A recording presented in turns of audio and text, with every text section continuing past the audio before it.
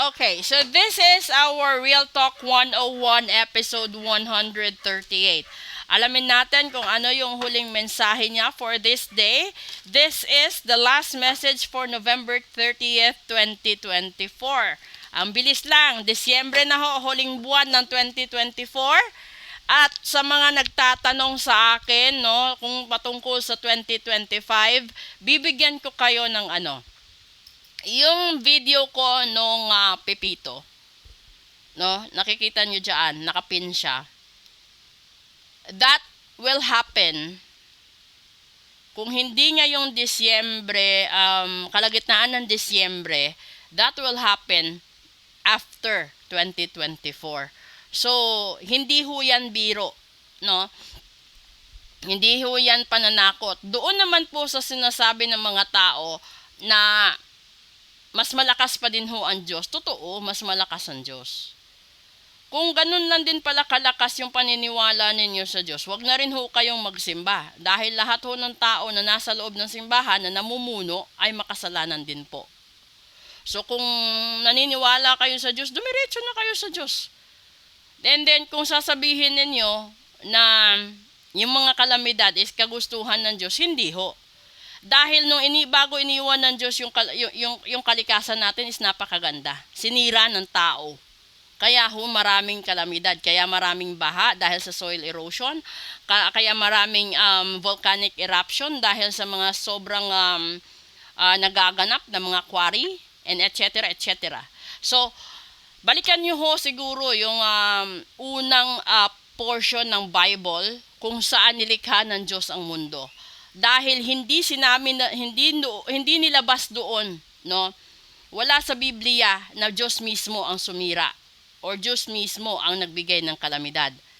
Ang kalamidad ay dahilan ang kalamidad ay resulta sa kagagawan ng mga tao.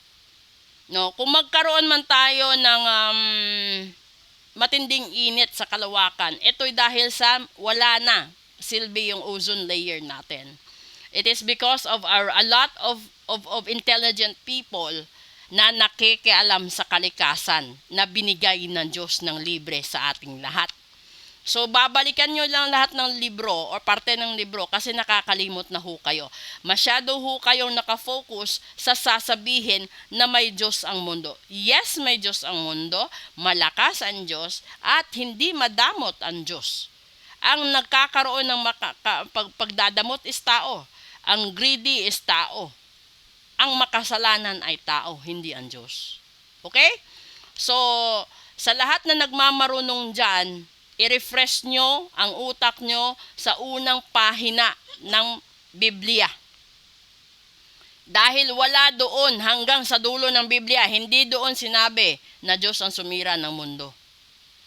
Diba? Pinagtawanan niyo si Moises, pinagtawanan niyo si Noah nung nagbigay sila ng mga warnings na mayroong sakuna.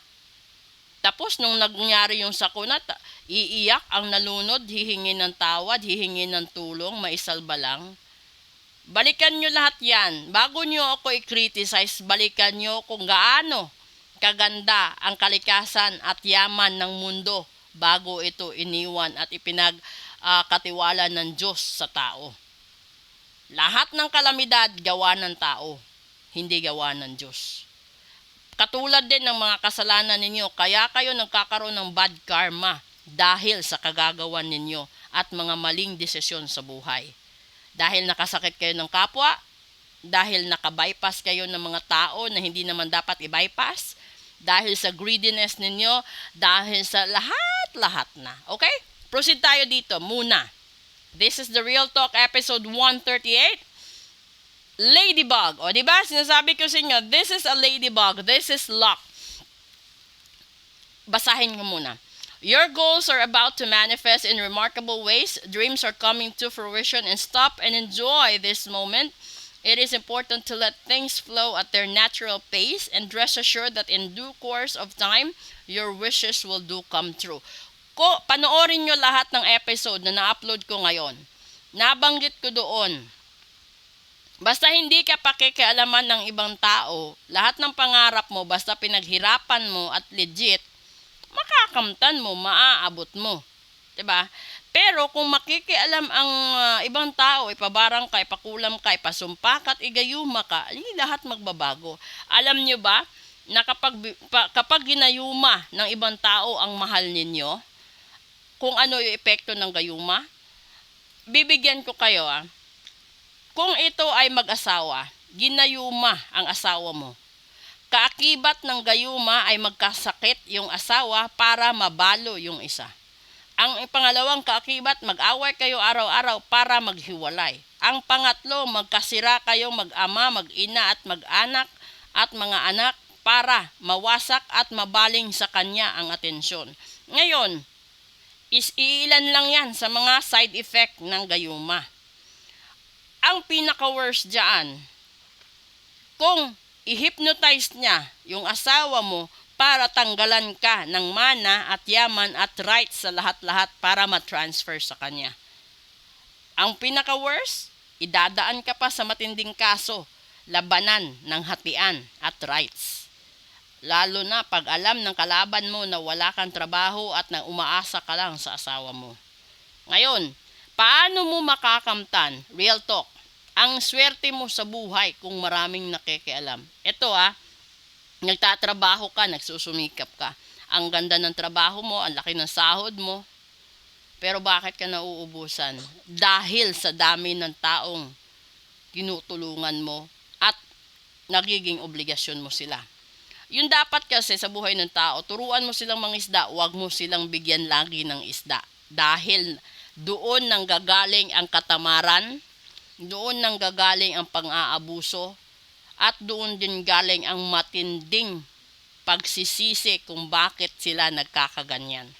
Minsan nagkakaroon ng brutal na pagkakasagot or kamatayan dahil sa mga maling desisyon sa buhay. So hindi maganda na sanayin mo ang mahal mo sa mga marangyang buhay. Turuan mo sila paano maghanap ng pera para maranasan at maintindihan din nila kung gaano kahirap kumita. Hindi lahat ng nasa abroad mayaman, hindi lahat ng nasa inter-province or inter-island ay maganda ang buhay. Lahat yan mahirap. Maganda lang sila tignan sa larawan at sa videos, pero hindi nyo alam kung gaano kahirap, kasakit, kahapde. Yung mga kuko, yung mga kamay nila, yung mga, di ba yung dati, pag umalis, ganito, ganyan. Pagdating, ang lalaki na ng varicose, yung iba nagkakasakit, umuwi, yung iba nagsisuicide. So, if you want to get this luck of yours, kung may barang kulam sumpa ka, ipatanggal mo ngayon para hindi na tumawid sa December. At hindi na rin matuloy lahat ng negative nila sa'yo this coming December hanggang sa susunod na taon. So, i-consider ninyo kung kailan ito dadaan sa FYP ninyo. Ibig sabihin, may kanya-kanya kayong blessing. Kaso nga lang, may mga taong humaharang sa blessings ninyo. Yung tinutukoy na blessings, hindi lang pera, hindi lang pag-ibig. Yung pakikipag-reconcile mo sa mga taong nakaalitan mo noon, yung mga taong nagkakaroon ka ng negosyo na hindi ka binabayaran, yung nai-scam ka, ganon. Kahit sa ritual, may scam din, no? Nai-scam din ako. Oh, grabe. So sana doon sa nang scam sa ritual ko, mag-ingat kayo kasi hindi magandang kalabanin ang panata na hawak ko. Okay? So maraming salamat po. If you want to book for a full private reading, please leave a message or drop a comment. Salamat po sa suporta. Thank you.